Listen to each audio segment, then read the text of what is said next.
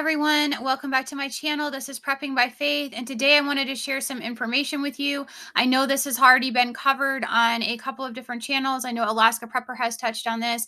I know that they have actually gotten this information from Defender of the Republic. I'm going to be linking her video for you guys in the description box below. If you haven't seen that, go check it out. But I wanted to touch on this because it also coincides with a lot of the information that I've been sharing with you guys. And I think it's critical that we pay attention to this because it is just more of the same, guys. This is the alliances that are coming together. These are the kind of things that are going to continue to be pushed forward in this new year. This is one of the things that I touched on, is that my predictions for 2023 was going to be more control measures, more of these, government agencies and corporations and businesses and banks and everything getting together to push more control measures on us. And here we are, barely into January, and we are seeing this Declaration of North America on January 10th, 2023. This was a statement that was released. It doesn't escape me either, guys. I don't know if any of you have noticed this, but this whole DNA, Declaration of North America, DNA, what do they keep trying to alter, right? They keep trying to alter the DNA. But I just think that is something that, it just kind of hit me a little bit today. So what I wanted to touch on is just the fact that the president of Mexico, Biden, and of course, Prime Minister Justin Trudeau have met in Mexico City for the 10th North American Leaders Summit. Now, what is coinciding right now at the same time as this has just taken place, but they are in the middle of the World Economic Forum's annual meeting in Davos. So that is something that we need to keep in the back of our minds as we pay attention to the goals that they are setting for us right here. They want to determine to fortify our region's security, prosperity, sustainability, and inclusiveness through commitments across 6 pillars. And their 6 pillars are diversity, equity, and inclusion, climate change and the environment, competitiveness, migration and development, health, and regional security. So all of these things, all of these areas that they want to implement more control measures in. The other thing that I want us to think about is the fact that this is essentially North America's agreement together, but we also have to remember the BRICS Pact and what is going on. And a lot of the language that is in there is very similar to the language that we are seeing in this document as well. So they are talking about, caring about family and friendship and value, and above all else, freedom, justice, human rights, equality, and democracy. So they say this is the North American DNA. So they talk a lot in here about this diversity, equity, and inclusion. This is something that we hear constantly. They talk about, championing the LGBTQ rights of all these individuals, partnering with Indigenous peoples, and talking about, women's rights. But at the same time, I don't know how you can support LGBTQ plus and then support women at the same time, because they don't even go together, right? We have an infiltration here. We actually have, the LGBTQ essentially taking over different facets of women's competitiveness and other things, and infiltrating the bathrooms, infiltrating the locker rooms. And so how do you have two schools of thoughts here that are essentially colliding with one another? So we have to pay attention to the rhetoric. We have to pay attention to the language.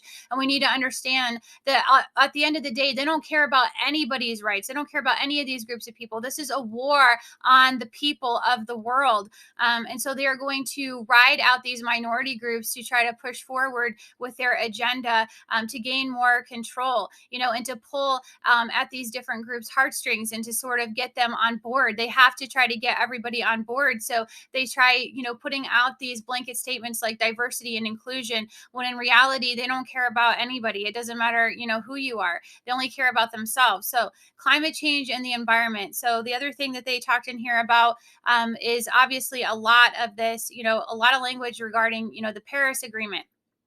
And I've heard this come up so much lately. The Paris Agreement, this is something that has come out already in the World Economic Forum's meeting that they have just started. I'm going to be releasing a video on some of that language and what we're seeing already. So there's other things in here about, exploring reducing methane emissions from all sources, a new focus on waste methane. So they're going to be working on that.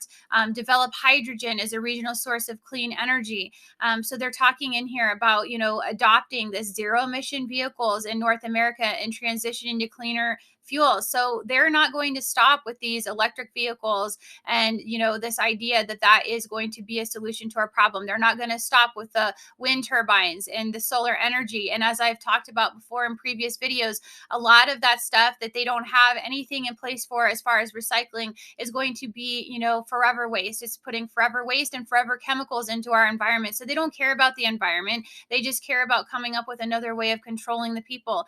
And then they want to do their part to conserve 30% of the world's land and waters by 2030. So we're going to keep hearing about this, these conservation efforts. Really, it's just more control. If they own, you guys, 30% of the world's land and water, and notice they don't reference which waters, but I would imagine it's going to be our drinking water. So think back to that too. Think about all the control measures that keep coming forward where they want to, sort of get a hold of water and control the water, because they keep, they're very aware of these droughts. They're very aware of the situations where we only have a finite amount of water supply. So think about that as well and what that is going to look like, as we go forward. Competitiveness, they're talking about, innovation and strengthening the resiliency of our economies, reducing the benefits brought by this agreement.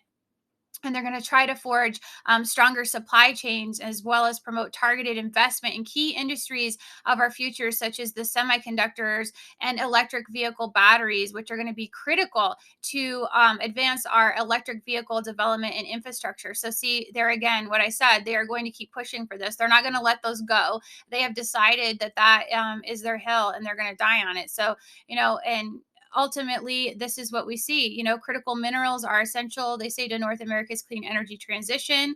So they're looking into that. They talk about job creation and workforce development, all of these goals that they have. And so understand that we are into the beginning of year 2023. So we have 7 years remaining until we get to 2030. This is going to progressively get tighter and tighter because they know that their time is limited and they're trying to accelerate this as much as possible, right?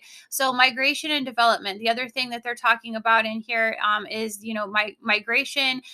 They want to expand labor and humanitarian programs, their joint commitment to safe, orderly, and humane migration. So guys, understand that the border situation is not going to get any better. It's going to continue to be wide open because this is what they're going to do. They're going to provide protection for these refugees and asylum seekers. They're going to continue to print money and give them all the resources that should be going to our own people because, they care more about these refugees than they do about our own people. We have so many homeless in the streets right now. And I believe that's going to accelerate as we see the crisis unfolding with inflation and the energy prices and people losing their homes. You're going to see more homeless, and we're not doing anything for our people. We want to take on, the problems of the world. And they want to counter this xenophobia and discrimination against migrants and refugees. So, how are they going to counter that? Sort of what things are we going to be looking to in the future? More control measures that are going to be placed on the people. So, they want to supposedly identify and address the root causes of irregular migration and forced displacement. Well, I can tell you why there is, forced, irregular migration and forced displacement. It's because these other countries, in below us in Mexico and the South American countries do not value people. They do not care about their people. They treat them, as cattle. They don't care about them. And they have we know about the huge infestation of, drug lords and things down there that they don't do anything about, that they don't try to control. And so as we allow that to go on, the human trafficking and the drug problem, that all that's going to do, we're going to open up our borders and allow that to sort of infiltrate us. And then we're not going to be combating that either. So understand that those things are going to accelerate as well. So health. The other thing they touched on in here is health, trilateral health cooperation that's going to focus on launching an updated North American plan for animal and pandemic influenza. So here we go, talking about the animal to human crossovers. We've heard a lot about the bird flu in recent months. So that, is a possibility. We already had the situation with the H1N1 and the sort of crossover from the pigs. So we understand that this is where a lot of this stuff is going to be stemming from. So they're going to just use this as, the North American Health Security Working Group will develop and launch a new, revised, flexible, scalable, and cross-sectoral platform to strengthen regional prevention, preparedness, and response to a broader range of these health security threats. And what other things could be deemed health security threats, right? We also need to consider that. It may not even just be these sorts of things that are going to be considered health threats. I've even heard, situations where they're talking about climate change being listed as a health threat. So as they broaden this scope, then it just allows them to control us on an even deeper level and infiltrate our health, job requirements and other things, that the other measures, what we can eat, how much we can consume, what we can purchase, is all going to correspond to that. So we need to think about that as well. And then they talk about regional security. So now we've got this regional security where Mexico, the US, and Canada are going to focus on strategizing ways to bolster our shared continental security against this domestic, regional, and global threats. And they're talking a lot in here about the cyber as well. So these are just things to pay attention to, guys. I think this is critical that we understand that the World Economic Forum is also having their meeting right now at the same time, because all of this stuff fits together. All of these pieces fit together. This has been planned for a long time. And I believe that the reason that we're seeing this language come out is because what they are doing is they are trying to break everything into regions first before they sort of move us into just an open one world government where we all have our own, unique identifier as a global citizen. I believe this is the direction that we're headed, but they are phasing this in. So now we're going to start with segregating into regions first. We have now this Declaration of North America. You're going to see it with the BRICS. You're probably going to start seeing something similar happen, over in Europe, and you're going to see something, even more similar happening with, you're going to have the Middle East. So pay attention to these sorts of things. Understand that we're going to see a lot more of this language. We already have the European Union, so expect them to start, putting similar language out there if they haven't already. So this is just one more thing to pay attention to. Now, as far as what we can do about this, I know we talk a lot in the community about what we can do, but one of the key things that we can do, and I believe this, I think this is really important.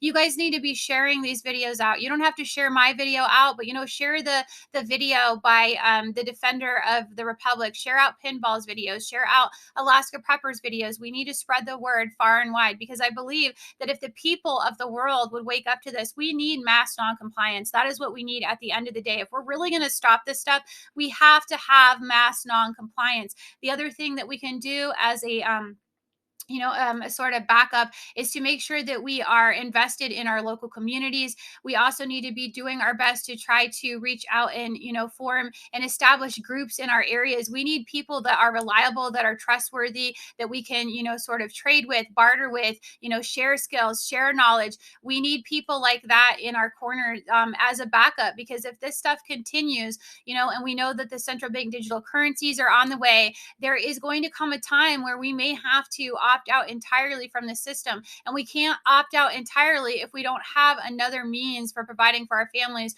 Stocking up and storing up is all critical and important, but eventually we would run out of those things if we don't have alternative sources and other ways of trading with people to sort of sustain the quality of life that we're used to. So understand that that's also important. And of course, prayer is so powerful.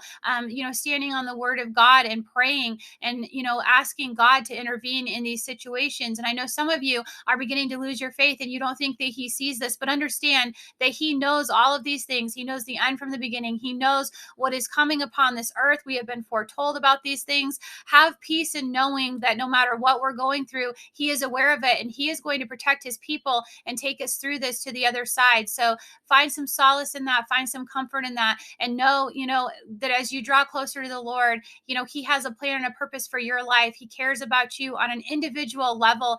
And beyond that, understanding that once we've accepted Christ as our Savior, we have something to look forward to. We have not lost our hope in our eternal life, because that is going to last forever. This world is but a glimpse. So if you guys have enjoyed this video today, please give me a like, share, and subscribe. And remember to pray, prep, and put God first. God bless.